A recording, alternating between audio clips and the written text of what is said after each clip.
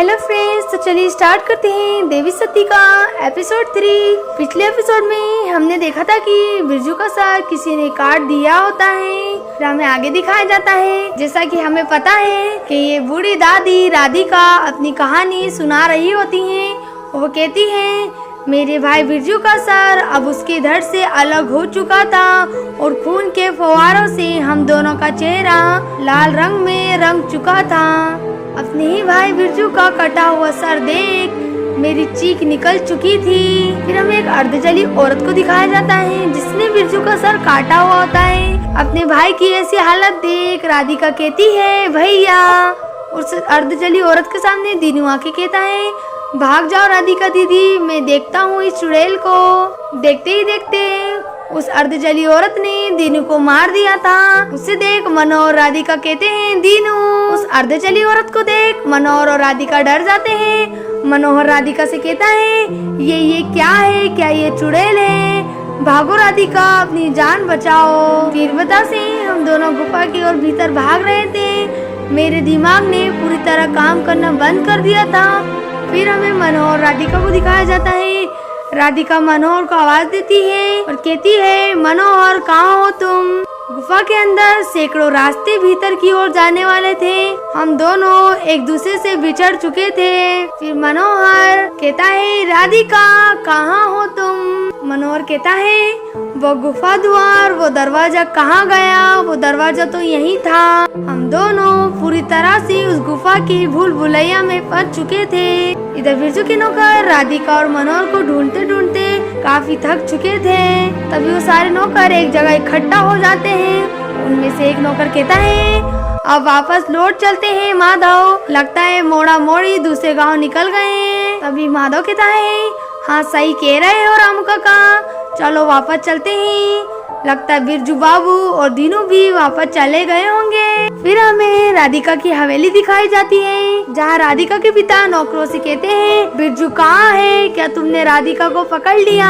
तभी रामू काका कहते हैं, मालिक बिटिया का पता नहीं लगा, वो उस लड़के के साथ दूसरे गांव निकल गई। और माधव कहता है, और क्या बिरजू बाबू नहीं आए? हमें लगा वो दीनू के साथ आ गए होंगे। तभी राधिका के पिता कहते हैं, याद रखना गांव में किसी के सामने तुम्हारा मुंह ना खुले। सबको यही लगना चाहिए कि राधिका अपने मामा के गांव गई है। तभी नौकरों ने कहते हैं, जी मालिक। इधर राधिका गुफा के अंदर अपनी जान बचाने के लिए जद्दोजहद कर रही थी और फिर उसके सामने उसके जीवन का वो दृश्य देख वो कहती है, ये क्या बला है? कितना विशाल है ये मंदिर और ये मूर्ति पूरी तरह से चमत्कारिक मालूम होती थी क्योंकि क्षण भर पहले जो विशाल डर उसके भीतर था, मूर्ति को देखकर अब वह डर पूरी तरह से गायब हो गया था।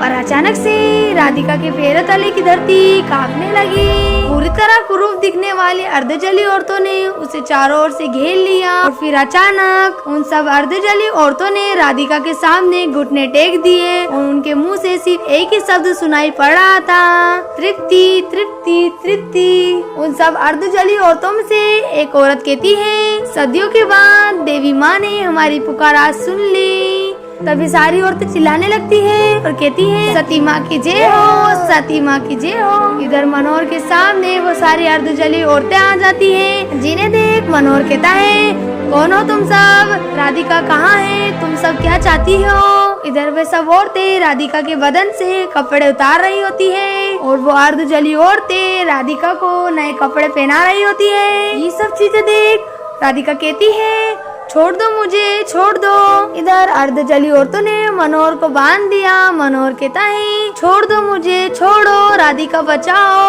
और वो बेहोश हो जाता है। मनोहर को देवी की मूर्ति के सामने चिता पर लेटाकर बांध दिया गया था। राधिका मनोहर को देख कहती है, छोड़ दो उसे, छोड़ दो।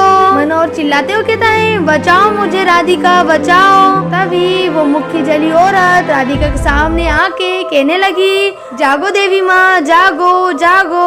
तभी अचानक राधिका के चेहरे का डर मुस्कान में बदल चुका था और हंसते हुए राधिका कहती है, कुछ नहीं होगा मनोहर, चिंता न करो, ये तुम्हें मुक्ति देगा।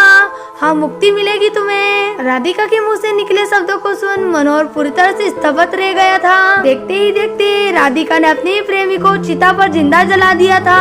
जलते हुए मनोहर जोर जोर से चिल्ला रहा था, राधिका। क्यों राधिका ने जिंदा जला दिया था मनोहर को।